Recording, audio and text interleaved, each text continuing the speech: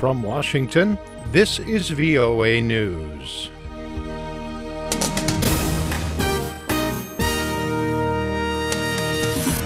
World leaders gather in Australia for the G20 summit, and a showdown is brewing over U.S. immigration policy. I'm David Byrd reporting from Washington. World leaders are in Brisbane, Australia for the G20 meeting amid tense rhetoric between Russia and the West. As Henry Ridgwell reports from London, Australia's Prime Minister Tony Abbot has pledged to confront Russian President Vladimir Putin over his support for separatist rebels in Ukraine, while the Kremlin has announced long-range bomber patrols near American waters. NATO accuses Russia of once again sending its forces into Ukraine, a charge Moscow denies. The show of force in Ukraine is matched in the warmer climes of the southern Pacific. Russia sent warships to international waters off Australia ahead of the G20 meeting in Brisbane. Publicly, President Putin has said he wants to reach a compromise over Ukraine.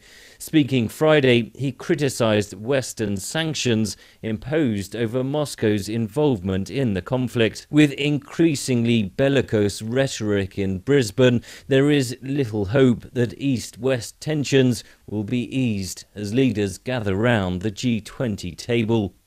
Henry Ridgwell for VOA News, London. President Barack Obama is scheduled to address the G20 leaders at 3 hours 15 Universal Time.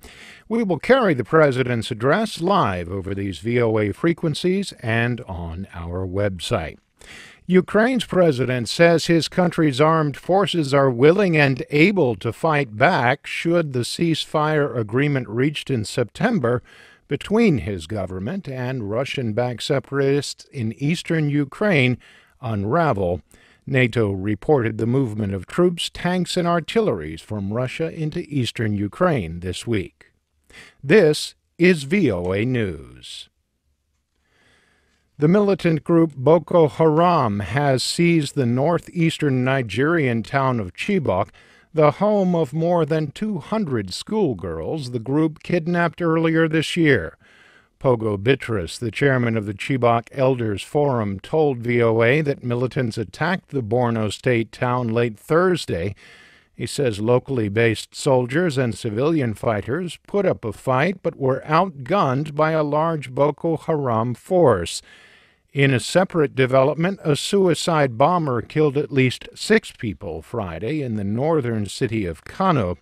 There was no immediate claim of responsibility, but Boko Haram militants have previously attacked the city. Boko Haram has seized a number of towns in Borno and Adamawa states this year for a caliphate proclaimed by the group's leader, Abubakar Shekau. Officials in Mali are trying to trace at least 200 contacts of people linked to Ebola patients in that country, even as it struggles to contain an outbreak of the virus. Health officials say they have identified that at least that many people who had contact with one of at least 4 confirmed cases of Ebola since last month. Mali shares a border with Guinea, one of the 3 countries at the center of the epidemic, along with Liberia and Sierra Leone. The first victim of Mali's recent outbreak was a 2-year-old girl from Guinea.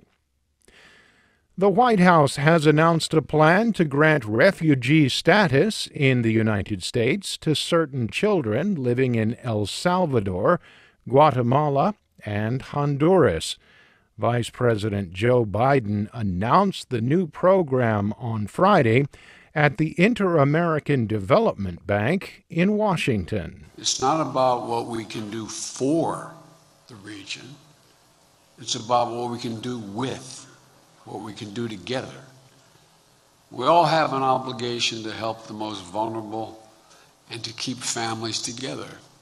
Under the plan, those 21 years and younger with at least one parent who is a legal resident of the United States can qualify.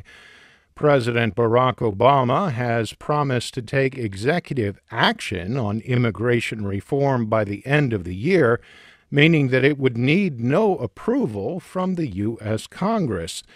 The Republican Speaker of the House of Representatives, John Boehner, has said that lawmakers will fight the president tooth and nail if he continues down this path. Israeli police say a Jerusalem holy site at the heart of recent tensions between Israelis and Palestinians was quiet on Friday after Muslims of all ages were allowed to worship there. Israel had restricted worship at the Temple Mount, or known to Muslims as the Al-Aqsa Mosque, to people under 35, fearing youths would cause violence. That's the news. I'm David Byrd in Washington. That's the latest world news from VOA.